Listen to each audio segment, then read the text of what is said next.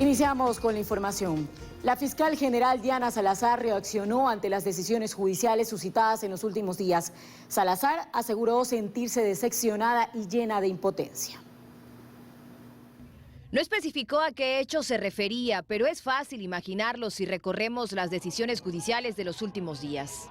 La fiscal general reacciona. Lo hizo desde su cuenta personal de Twitter y firma como Diana Salazar a secas. Es decir, lo hace como ciudadana, algo que reiteró en su texto. Quiero manifestar mi opinión como ciudadana, comenzó diciendo, que se siente decepcionada e impotente al presenciar cómo la injusticia y la impunidad campean en nuestro país, también aseguró. Diana Salazar dice más. Sostiene que no podemos convertirnos en un país en el cual las mafias, los intereses protervos, las componendas y la corrupción se imponga sobre el Estado de Derecho. La amnistía borró prácticamente, supuestamente borró el arrasamiento de la ciudad de Quito. Eso se debió a una componente política de los partidos que votaron a favor. Y así por el estilo. Pero podría estar hablando también sobre el habeas corpus concedido al ex vicepresidente Jorge Glass y todos los comentarios sobre un supuesto acuerdo con el gobierno. Más allá de las suspicacias que yo sé que existen con respecto a si el gobierno estuvo o no involucrado en este tema, lo importante yo creo que aquí es lo que dice la fiscal en su comunicado, reflexionar el Ecuador, ver un poco, estar atentos a este tipo de maniobras, denunciarlas. También llama a que cada uno de nosotros exija al sistema judicial que responda a las necesidades de los ciudadanos y que trabaje con transparencia. Este es un llamado a todas las personas a las que les importa en verdad el presente y futuro del Ecuador. Finaliza diciendo quien firma solo como Diana Salazar, pero ¿qué es? La fiscal general del Estado. Dayana Monroy, 24 horas. El cargo de defensor público entró en disputa luego de que un juez de garantías penales de la ciudad de Guayaquil otorgó medidas cautelares a favor de uno de los postulantes al concurso para esta dignidad.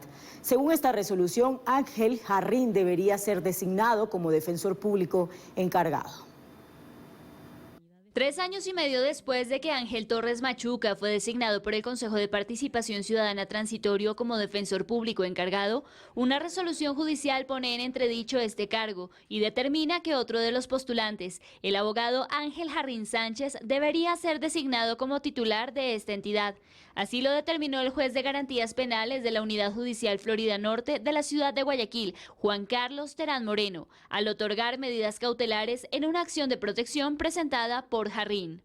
Esta decisión judicial que aplaudimos es una decisión apegada a la normativa procesal constitucional y a la Constitución en este momento. Durante la audiencia, el accionante dijo ser el legítimo ganador del concurso de designación de defensores públicos a nivel nacional, con una calificación de 99,69 puntos, por lo que le correspondería subrogar en funciones al defensor público general. Según su defensa, el actual titular, Ángel Torres Machuca, obtuvo 93,03. A una persona cuestionada, ¿sí? A una persona que fue ubicado en el puesto 237 a nivel nacional dentro del marco de las calificaciones y a nivel provincial en el puesto 67. Sin embargo, para el abogado constitucionalista André Benavides, la resolución es improcedente, pues se debe tomar en cuenta que un dictamen interpretativo de la Corte Constitucional determina que el Consejo de Participación Transitorio actuó bajo competencias extraordinarias.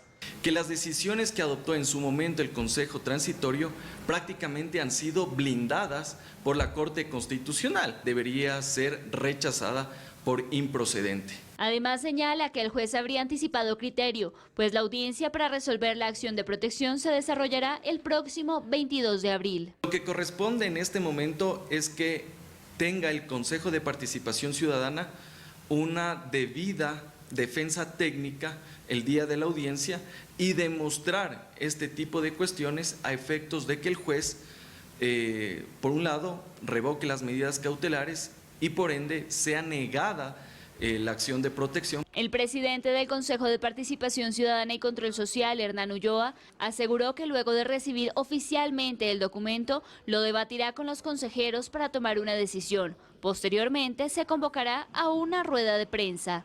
En Quito, Daniela Valencia, 24 horas. Entró por el Ministerio de la Ley el proyecto de ley que regula la interrupción voluntaria del embarazo en casos por violación después de cumplido el plazo para que la Asamblea Nacional se allane al veto parcial del Ejecutivo o se ratifique en su texto.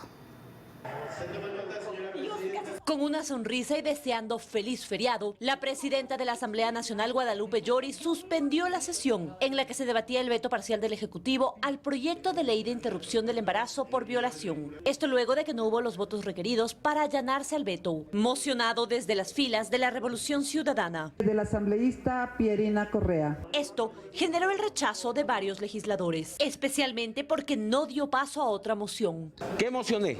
Que el Pleno de la Asamblea Nacional se ratifique en el texto de la ley orgánica que garantiza la interrupción del embarazo. Esto no ha dado paso la señora presidenta de la Asamblea Nacional. Es una vergüenza cómo dirige Guadalupe Llori. Cuando sabían que no tenían los votos porque esperaron hasta el final para ver cuál iba a ser la votación del Partido Social Cristiano, calculando y porque incluso en su propia bancada que manifiestan tener, no tenían acuerdos previos. Ustedes pueden revisar los videos o cómo se reunieron en reiteradas ocasiones para tratar de convencer a sus propios asambleístas de la bancada de un veto criminal. El plazo para tratar el veto venció el viernes 15 de abril y al no haber un pronunciamiento al texto de objeción parcial, el proyecto entró en vigencia por el Ministerio de la Ley. La presidenta de la Asamblea Nacional prevé un acuerdo con el gobierno, suspende esta sesión ni siquiera dándole paso a un punto de información que había pedido el compañero asambleísta Alejandro Jaramillo. Nuevamente, para poder ingresar mediante el Ministerio de la Ley. Esas son las actuaciones que se realizan en esta Asamblea Nacional. Ahora nos corresponde, los legisladores, presentar una reforma a este veto criminal del presidente de la República. La sesión apenas duró 30 minutos, tiempo durante el cual el secretario de la Asamblea Nacional leyó la decisión de la Corte Constitucional de devolver al legislativo el veto. Los legisladores oficialistas cuestionan la pérdida de tiempo en la consulta de la Corte Constitucional. Sin embargo, de todas maneras, no había votos. Nosotros como bancada votamos en contra de la consulta que se pretendió hacer a la Corte Constitucional. ¿Por qué? Porque justamente la respuesta de la Corte Constitucional es clara. La Asamblea Nacional no tiene la potestad para tratar de definir un elemento de constitucionalidad o no sobre el veto que presenta el presidente de la República. Al pasar por el Ministerio de la Ley por allanamiento tácito, la ley tomará todo el veto parcial del Ejecutivo. En Quito, María Gracia Acosta, 24 horas. El presidente de la República, Guillermo Lasso, ya está en Argentina, primer país de su visita oficial, que también incluye Uruguay. Fue recibido por el canciller a su arribo a Buenos Aires este domingo. Guillermo Lasso llegó a Argentina para su primera visita oficial en ese país. Con los honores de jefe de Estado, fue recibido por el canciller argentino Santiago Cafiero. Se trata del 11º viaje del mandatario en 11 meses de gobierno. El viaje a Argentina y Uruguay será de 2 días. Este lunes 18 y martes 19 de abril mantendrá una agenda con el objetivo de estrechar lazos políticos y comerciales para fortalecer la cooperación conjunta. La agenda del presidente Lasso inicia en Argentina el lunes a las 10:30, donde entregará una ofrenda floral en el monumento al general José de San Martín.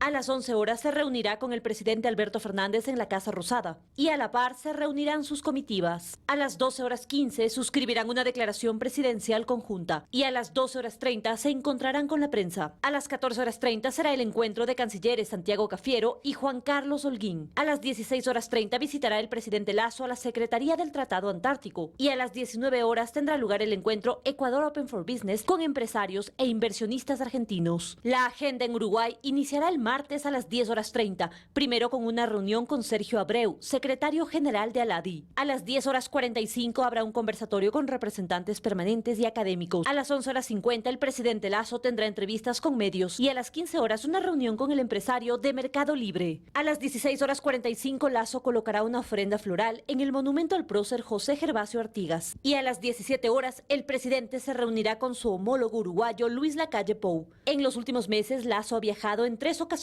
a Colombia, 2 a México. Tiene un viaje a Perú, Estados Unidos, el Reino Unido, España, China y Chile. Su comitiva le integrarán el canciller Juan Carlos Holguín y los ministros de Comercio Exterior Julio José Prado y de Telecomunicaciones Viana Maino. María Gracia Acosta, 24 horas.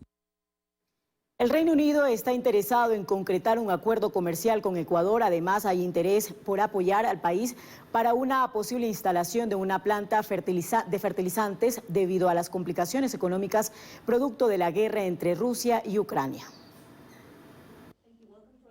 En días pasados, visitó Ecuador el ministro de Exportaciones y Equidad del Reino Unido, Mike Freer. Con él conversamos acerca de la intención de ser un socio estratégico del Ecuador y tras la salida de ese país de la Unión Europea, trabajar para concretar un acuerdo comercial.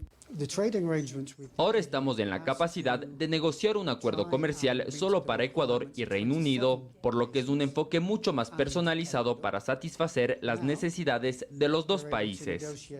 El ministro Freer explicó que el Reino Unido está interesado en fomentar y fortalecer cooperación mutua entre los dos países.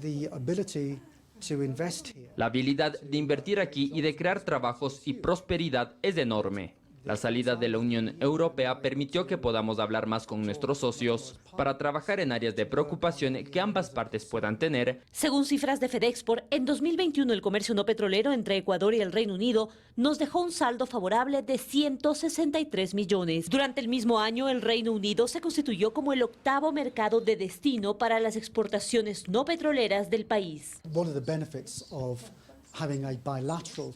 Uno de los beneficios de tener un acuerdo bilateral es como lo hablamos con el ministro Prado en una discusión muy abierta sobre barreras que enfrentan tarifas que impactan a ambos países y cómo trabajar juntos para reducir esas tarifas, para ver más productos ecuatorianos en Reino Unido y más productos del Reino Unido aquí. Y en medio de la motivación mostrada por el ministro de Comercio Exterior del Reino Unido, dejó claro que es importante la seguridad jurídica. La mayor barrera para el comercio es la incertidumbre. Yo no sé si habrá un reconocimiento internacional en un sistema de resolución de conflictos. Ahí hay una barrera para el comercio. Y debido a los impactos que tiene la guerra entre Rusia y Ucrania, especialmente en el Ecuador, el ministro plantea una propuesta. Estamos conscientes del impacto económico. En el corto plazo volveré a Londres para discutir con mi secretario de Estado y el primer ministro para ver qué podemos hacer para ayudar a nuestros aliados a minimizar los impactos. En el largo plazo, entendí que aquí en el Ecuador el mayor proveedor de fertilizante para el sector agricultor era Ucrania. De esta manera, el Reino Unido aspira a ayudarnos a aliviar, en parte, los impactos de la guerra. En Quito, María Gracia Acosta, 24 horas. Gracias por informarse junto a 24 horas. Les contamos. Decenas de ciudadanos fueron detenidos por delinquir durante los actos masivos que se realizaron en el feriado. Con arma blanca intimidaban a sus víctimas. Durante el feriado, más de 2.000 miembros de la Policía Nacional estuvieron desplegados en algunos puntos de Quito para brindar seguridad a las familias. Poder prevenir cualquier hecho delictivo aquí en el centro histórico. Durante la procesión de Viernes Santo, la policía detuvo a decenas de ciudadanos quienes se aprovechaban del descuido de los feligreses para sustraerse sus pertenencias. Son ciudadanos que cometen el robo de oportunidad, es decir, son carteristas, arranchadores, obviamente esperan que las personas pues estén un poco descuidadas y ese momento aprovechan justamente la oportunidad para poder sustraerse sus bienes. Y estas son las evidencias con las que cometían los delitos. Armas blancas en poder de los ciudadanos y igual se procederá a realizar y a verificar en nuestro sistema CIBNE si es que tienen alguna orden pendiente. También miembros de dependencias municipales estuvieron junto a la policía ejecutando los operativos de control. Vimos dos niños, dos menores, que fueron reportadas como desaparecidas, pero inmediatamente fueron encontradas y devueltas a sus padres en la procesión del centro histórico. No tuvimos ese inconveniente en la procesión del sur y no hubo ningún problema. Helen Quiñones, 24 horas. Más de 2 toneladas de droga fueron allanadas en uno de los puertos de Guayaquil. El alcaloide tenía como destino Europa. Una vez más, la policía halló droga en los puertos de Guayaquil. En esta ocasión, al momento de inspeccionar un contenedor, detectaron el alcaloide dentro de 31 sacos. Que contenían en su interior 2.461 paquetes de forma rectangular con un peso bruto de 2 toneladas 842 kilos. El contenedor estaba cargado de chifles, según indicó la policía, y tenía como destino Bélgica, en Europa. De esta manera se evitó que un total de 24.558.339 dosis lleguen a los mercados internacionales. El valor de esta mercancía ilegal en Ecuador es de 5 millones de dólares. Sin embargo, en el exterior puede llegar hasta 92 millones de dólares.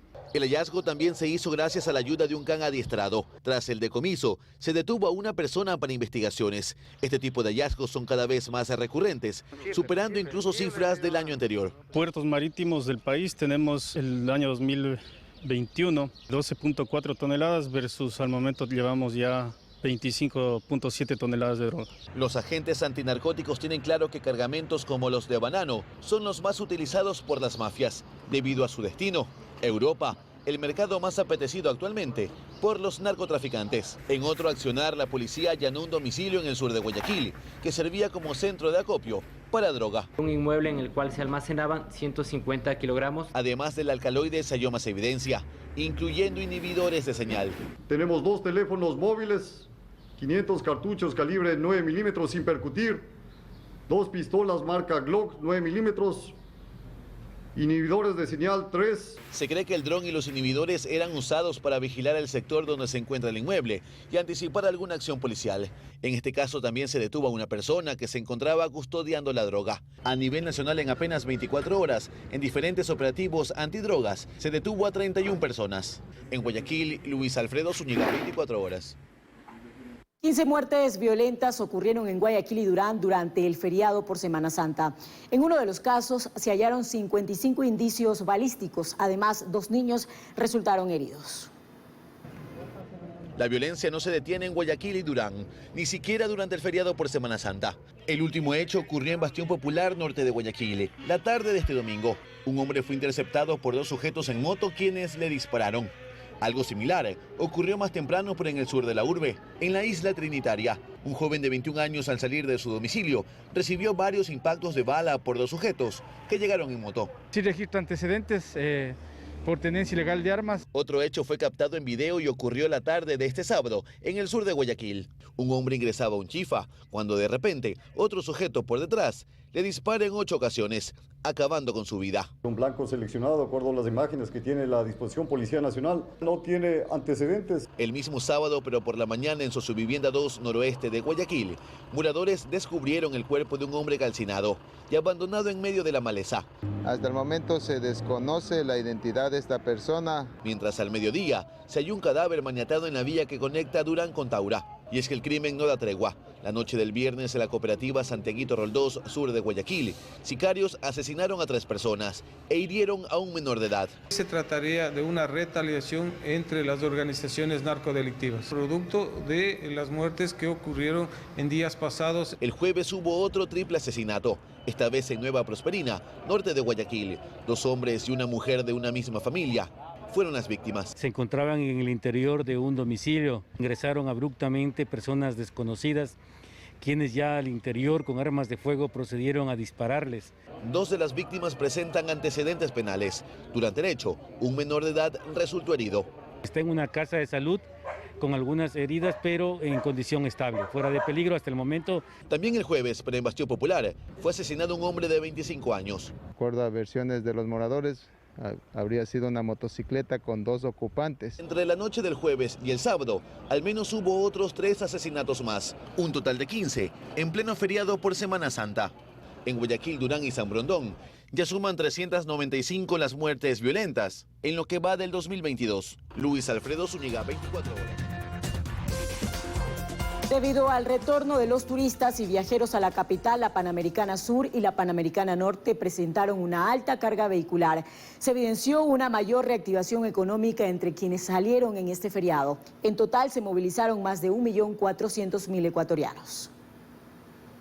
Los principales accesos a la capital, es decir, la Panamericana Sur y la Panamericana Norte, presentaron alta carga vehicular durante el retorno de los viajeros a Quito. Durante este feriado de Semana Santa, solo en las playas se registró la presencia de 65.167 personas. En las procesiones hubo 600.000 personas sin que se reporten eventos de relevancia.